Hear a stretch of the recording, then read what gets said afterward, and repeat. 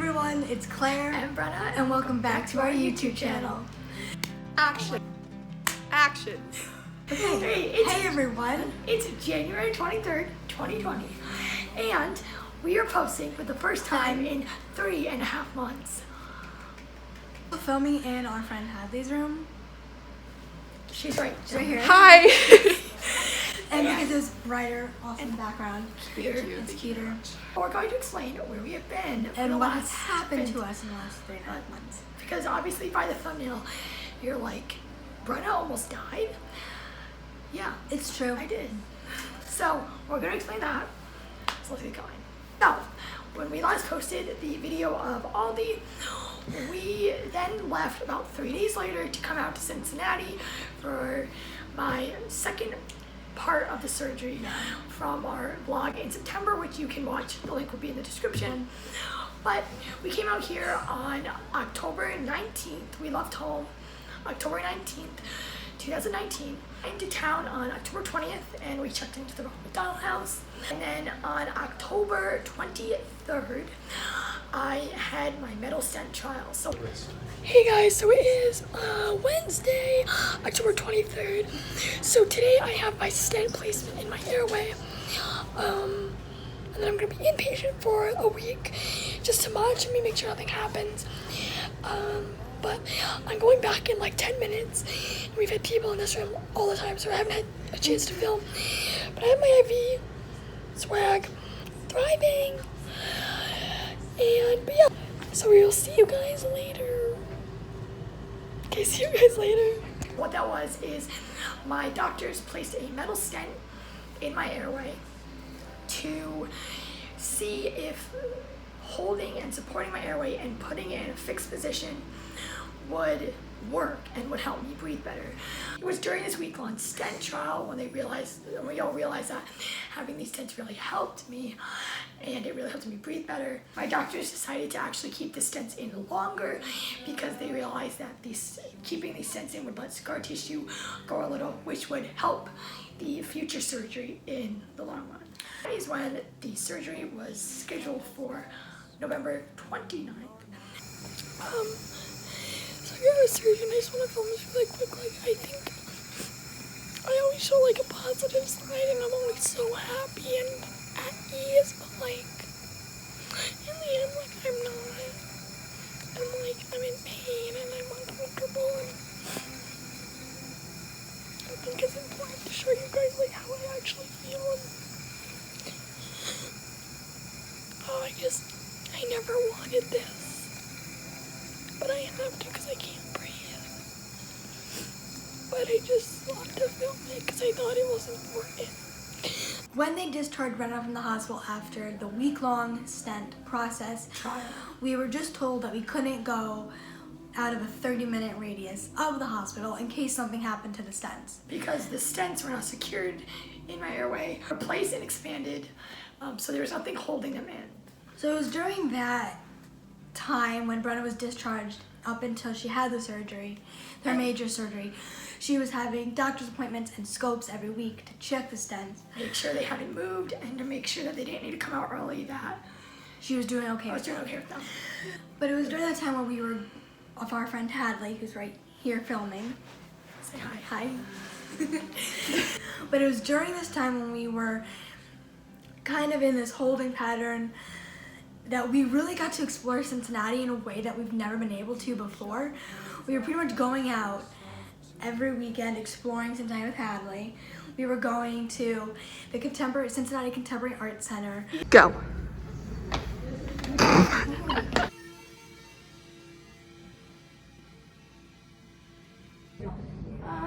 Okay, dismount. This is your big cheeks. Some really good food. Stop. We were going to Target, Whole Foods. We were just living life. Oh my God, we drank so much coffee. Decaf though. But we really were living life in Cincinnati. The best way we could. Yes.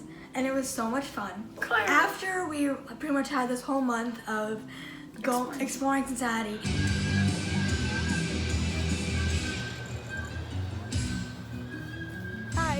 It was time for Brenna to have her major surgery, and the reason we came out here on October 29th. On October 29th, the day after Thanksgiving. So for this next part, Brenna's gonna do this by herself just because it's just easier. It's easier. So I'm gonna leave, and Brenna's gonna come.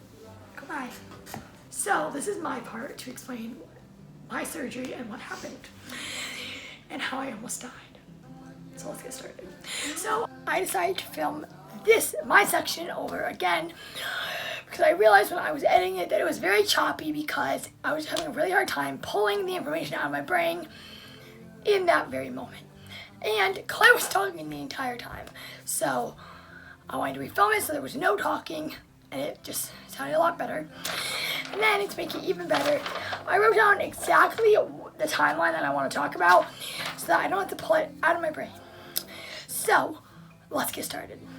So on November 29th, 2019 was the day of my tracheopexy, and during this surgery my surgeons attached the collapsing part of my trachea to my spinal ligament to prop open the trachea and to allow me to breathe better. This surgery lasted over 6.5 hours. And after the surgery, I was moved to the PICU, the Pediatric Intensive Care Unit, where I stayed the night and I was stable even though we were having a really hard time managing my pain. Hello, this is me, bionic woman with her trachea attached to her spine and her esophagus moved. So the next day, November 30th, 2019, I was moved to Complex Airway, which is right next door to the PICU. It's basically a PICU, except you cannot be sedated or intubated if you're in Complex. So I was moved to Complex Airway, where I stayed on November 30th, where I was stable, and we were still having a hard time managing my pain, but overall, I was doing fairly well for only 48 hours after surgery. Then, after November 30th, it was December 1st, and that is when things started to change, and this is the day I almost died, or the 2 days I almost died. Then after November 30th was December 1st, obviously, and this is the day that things started to change and change very quickly. So I woke up on December 1st, I was feeling okay that day, but my parents and Claire told me that halfway through the day, my voice started to change. It sounded like if you've ever gone to a birthday party and they've had helium balloons, you always love to take the balloon and take in the helium so your voice gets really high-pitched. And my parents explained that that is what my voice sounded like around halfway through the day on December 1st.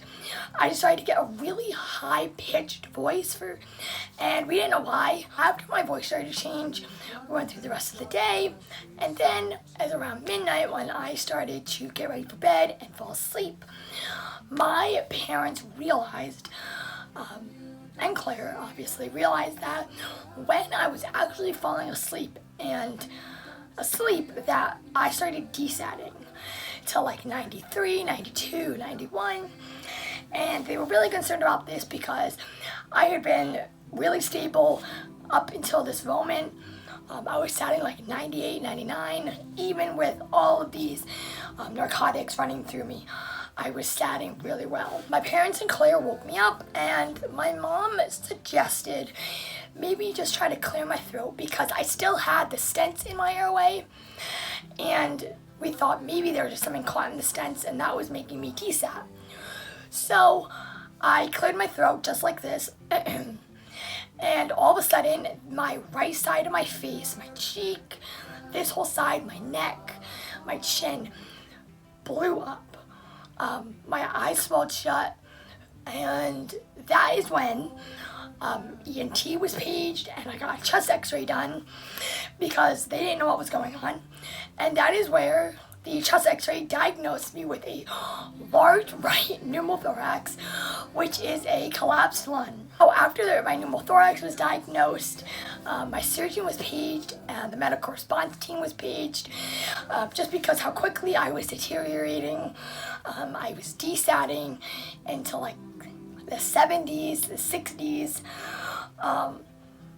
I had a lot of chest pain. I was just struggling to breathe.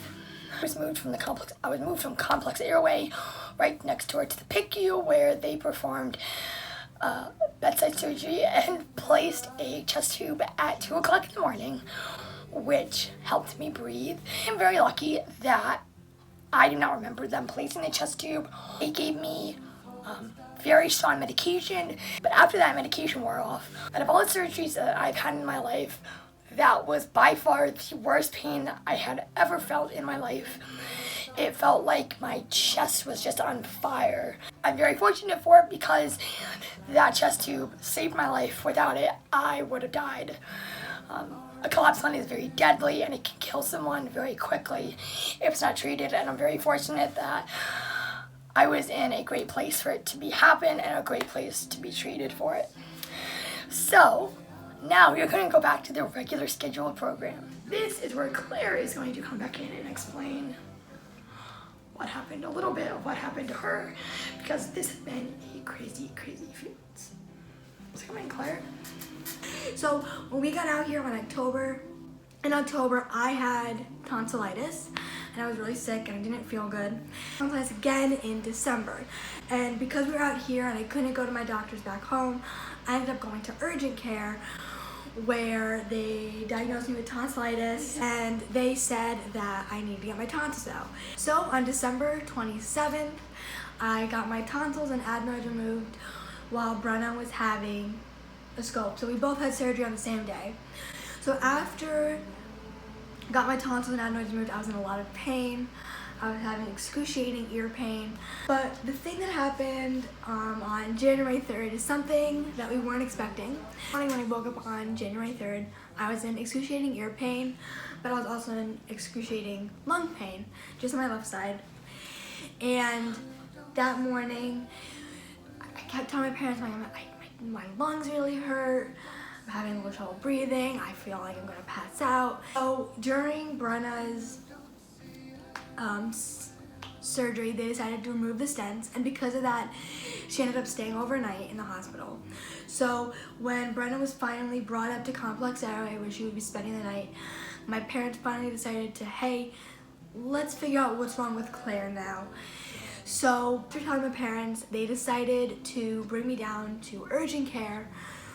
And once we got to urgent care, they sent me directly over to the emergency department, where in the emergency department, they brought me back right away because I couldn't breathe. And they did a chest x-ray, which at first diagnosed a pulmonary embolism, which is a blood clot in your lung. So because of that, they did a CT scan immediately, which ruled out the pulmonary embolism and diagnosed a pneumonia. So I ended up getting put on antibiotics to treat it. So it was definitely something I wasn't expecting when we came out here in October, was to get my tonsils out and to get pneumonia. So now that we have ended all the medical stuff, Brenna's gonna come back in and talk more about the YouTube and life stuff. Hi. There's Brenna. Regarding YouTube, we will not be posting until we are back home in Connecticut. We just need to focus on my health and Claire's health and getting home. At this point, we've been away for like 96 days. So we just want to get home, and that's what we're going to focus on. But once we get home, we will be able to post again, and we'll definitely keep you guys updated. Before this video ends, we want to send a special thank you to everyone who has been thinking of us and has reached out to us, and just everyone from back home and here. We don't know what we do without you. We want to send a thank you to the Ronald McDonald's Charities and the Ronald House of Greater Cincinnati. We've been coming out here for 16 years, and there's no way we could have done this or any trip out here without you guys. And we want to send a special thank you to Cincinnati Children's. Thank you for saving my life once again. I would not be here without you guys. And we also want to send a very special thank you to someone very special. Her name's Hadley. Because without her, we would not have been able to do this. You are, like, we wouldn't be able to. Hi guys! Without her, like, I have no idea how we would have done this. Like, just being normal and living life. Yeah, she's really awesome. Yeah, she drives us everywhere. And she's like seriously one of our best friends. We have no idea what to do without her. We have a good time. And she means a lot to us. And we're so lucky to have her. Yes. So that's it. Yeah. what did we cover in this video? I almost died. Claire got really sick. Hadley's awesome. And we'll see you guys when we'll see you guys back home in Connecticut. So, bye for right now. Bye for now. No, we're adding that in. We'll see you guys back home in Connecticut. Bye.